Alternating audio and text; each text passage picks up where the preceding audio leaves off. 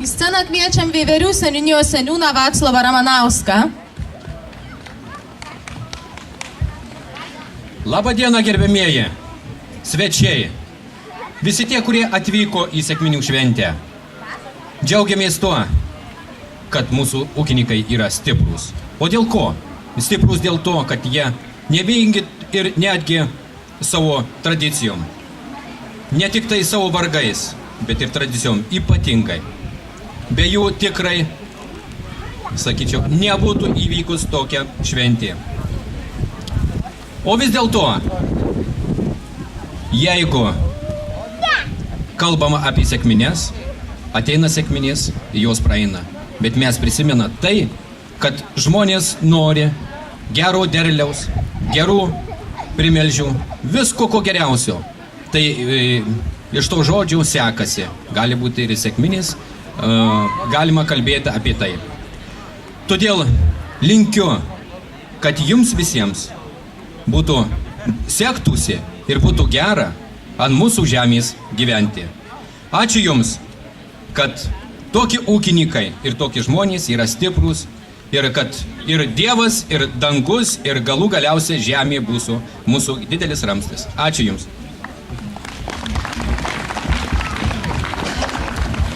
Na, o matau, kad taip pat į svečius atvyko ir Prienų rajono savivaldybės meras Alvydas Vaicekauskas. Pasitikime plojimais.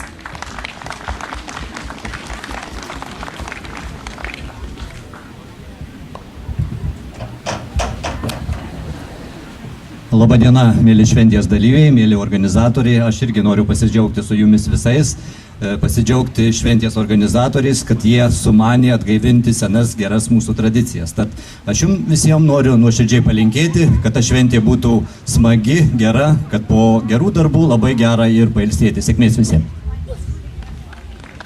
Ačiū merui. Taip pat kviečiam Žemės ūkio viceministrą Aušrį Macijauską.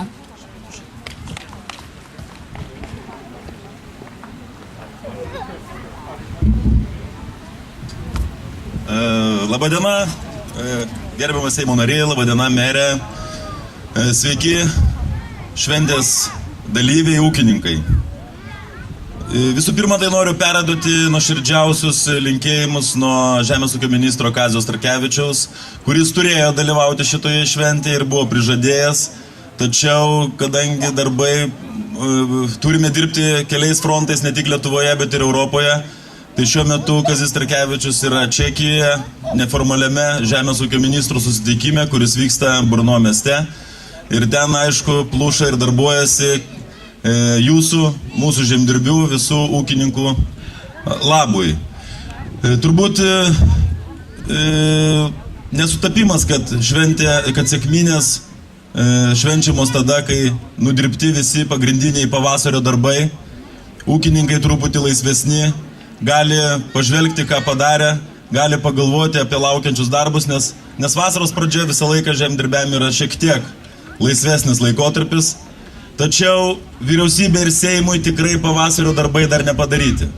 Dar daug ką turime nuveikti. Dar šitoj pavasario sesijoje turim priimti keletą svarbių įstatymų. Sakau, turim, nes aš atstovauju Tėvynės sąjungą, kurie pagrindinė partija Seime. Turim priimti visų pirma atsiskaitimų žemės ūkio produkcijai įstatymą, kuris yra jau galutinai paruoštas, kurį ruošia mūsų ministerija. Ir ten bus labai griežtai įkalta, kad su žemdirbiais perdirbėjai, o su perdirbėjais prekybininkai turės atsiskaityti per 30 dienų ir ne vieną dieną ilgiau. Turim priimti galios mokesčio įstatymą, kad žemdirbiai nebūtų apkraunami papildomais mokesčiais monopolininkams, turiu galvoj, elektros tinklus. Taigi tokie dar du svarbus žingsniai laukia mūsų. Taip pat daug dar turim nuveikti ruošdami nesąžiningų veiksmų rinkoje draudimo įstatymą, kuris sureguliuotų santykius tarp žemdirbio, perdirbėjo ir prekybininko. Tačiau tą įstatymą rengia ūkio ministerija, bet tikiuosi, kad jie su ta užduotimi, kurie iškelta vyriausybės, jiems taip pat susitvarkys. Taigi darbų laukia mūsų daug ir aš tik noriu pasakyti, kad sunkmetis, ta krizė, kaip jie čia vadina, nors aš nenorėčiau vartoti to žodžio, tikrai suteikia daug mums galimybių. Tvartai pilni mėšlo. Kai karvės jau nugarom remia į stogus, jas reikia išginti laukus, o mėšlą iš tvartų reikia iškuopti. Tai tikrai mūsų vyriausybė tokius darbus pasiryžus padaryti ir mes iškopsime tvartus, kad po mūsų atėję rastų švaresnę, geresnę Lietuvą. Ne visus, daug darbų jau nuveikė mūsų ministerija, turbūt visi pajutot ir supaprastintos paramos taisyklės, ir tiesioginė prekyba turgeliuose, ir pieno pardavimai prekybos tinkluose, visi tie žingsniai yra sveikintini, bet dar neišsprendžia jiems mūsų problemų. Pieno ūkiui siūlome vienintelį išeitį, tai kooperacija. Vyriausybė yra parengus programą, kaip padėti pasistatyti ūkininkams modernę perdirbimo įmonę čia Lietuvoje. Ir finansavimas tai įmonė yra jau skirtas ir kreditavimo sistema numatyta, belieka ūkininkam ryžtis ir žengti jau ryžtingus žingsnius kooperacijos link. Tikimės, kad jiems to ryžto užteks ir dar šiais metais mes gal galėsim padėti simbolinį kertinį akmenį tokios įmonės statyboje. Tai toks yra mano asmenis ir ministro Kazio Starkevičiaus tikslas. Bet, kaip ir minėjau pradžioje, ne visus darbus mes turim nudirbti čia Lietuvoje ir galime jos nudirbti. Daug žemės ūkio klausimų sprendžiasi Europoje. Ir neatsitiktinai Kazys Starkevičius šiandien yra ministrų pasitarime, nes ten sprendžiasi visų pirma mūsų likimas, ten priimami sprendimai.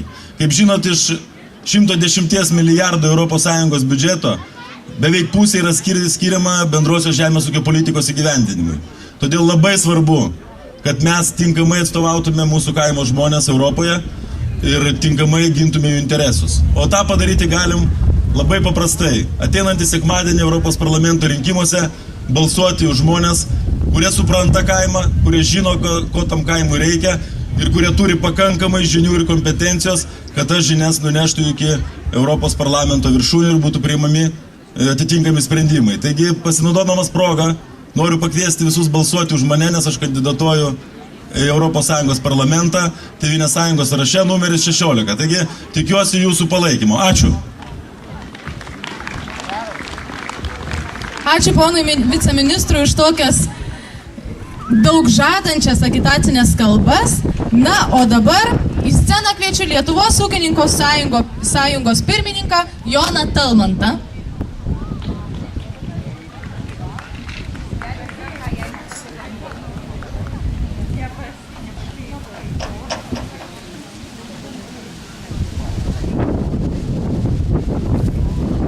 Labadiena, gerbiami Seimo nariai, labadiena, gerbiamas merė, labadiena, gerbiamas ūkininkų sąjungos skyriaus pirmininkė ir gerbiami žemdirbiai, kolegos, ūkininkai. Iš tikrųjų smagu man pas jūs dalyvauti, kadangi pirmininkas skyriaus yra naujas, o tikrai iniciatyvos turi ir parakėlių, aš matau, turi jis ir ta šventė neatsitiktinai čia buvo surengta.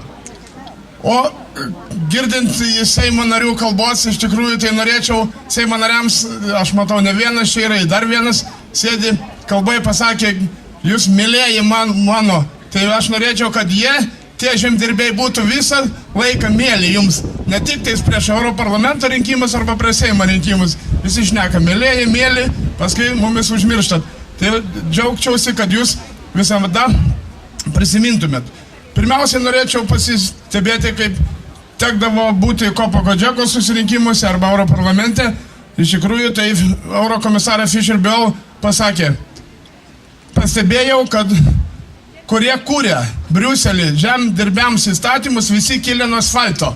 Ir iš tikrųjų jinai pastebėjo ir sakė, visus tos kūrėjus aš siūsiu pas ūkininkus pasimokyti, kad jie žinotų, kaip leisti žemdirbiams įstatymus. O aš visiems noriu priminti, iš tikrųjų turime žmonių, kurie apie žemės ūkį supranta. Ir rinkime tos iš karto, kad nereiktų juos siūsti dar papildomas ieškoti lėšų, juos mokinti ir siūsti pas ūkininkus. Taip pat noriu padėkoti ir klebonai. Iš tikrųjų, tai ačiū jums klebonė, kad aš galėjau pas jūs, jūsų parapijai, kurias jūs laikėt mišias už žemdirbius, kad jiems sektųsi, kad būtų geri derliai, kad kainos būtų geros, kad Dievas mūsų neapleistų ir lietaus duotų ir gražiai tą derlių išaugintą leistų nuimti. Ačiū jums, geros nuotaikos, geros šventės, viso.